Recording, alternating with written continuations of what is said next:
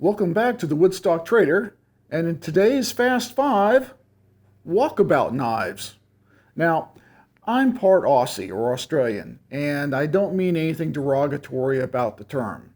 As a small kid, me and my older brother would go on what we call walkabouts, which is basically we'd go off into the woods looking for things to do, animals to see, snakes to catch.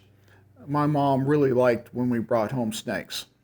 So when I talk about walkabout, I mean getting away from developments, areas where a good field knife can be useful. We're still talking about pocket knives, which is what we talk about mostly on this channel. And so we're going to talk about 4 knives that I say make pretty good walkabout knives, or going out and wandering out in the woods knives. So first up, the Spyderco Paramilitary 2.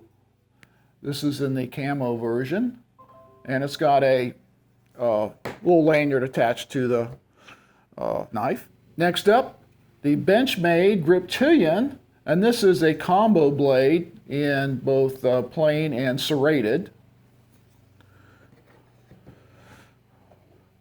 The DPX Hest 3.0. This is the mil-spec version. And last but not least, Zero Tolerance Z350. This is their black wash version, assisted opening knife. So the bottom line it comes down to is, what would be my choice for going out into the field? Paramilitary, I mean, that's a good choice, no doubt. I'm not a big fan of the compression lock, and I would be a little concerned about the using this in any kind of hard use where I might put pressure on the blade, because it's not as thick as some of the other knives here. So is this a good choice? Yes. My favorite? No. I do like the serrations on the Benchmade. The Griptilian is a good all-around knife, but there again, the thickness of the blade, and this particular blade, this is a 440C steel, is not one that would be my favorite. Maybe a newer Griptilian in a better steel. This would be a close second choice.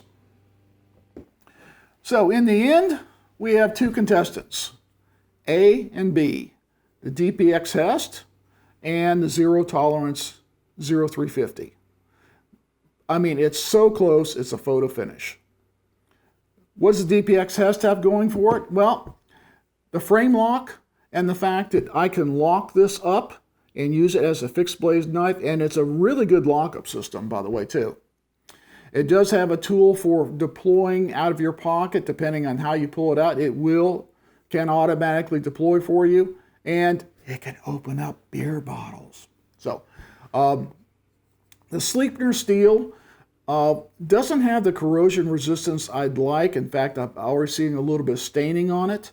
But other than that, the Sleipner is a steel like D2 with some better properties, by the same manufacturer that makes a lot of the M390s and other hard use steels.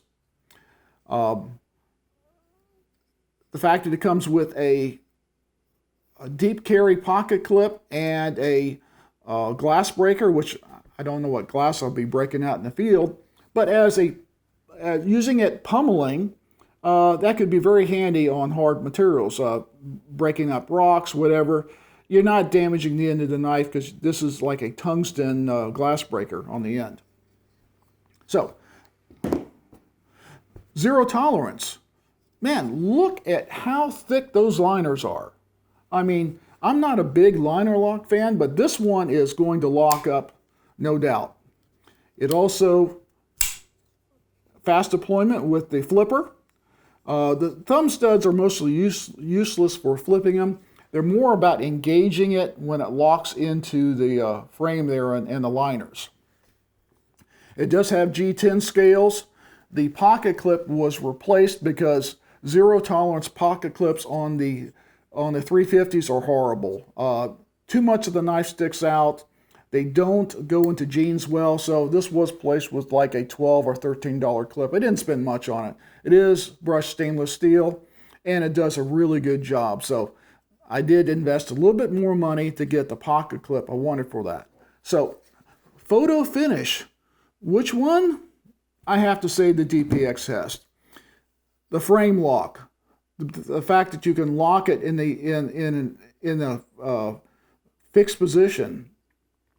The absolute great deep carry pocket clip, the glass breaker, the heaviness of that blade that I could use it as in some amount of prying and not have it just snap off on me. And the fact that, I mean, it does deploy snap in.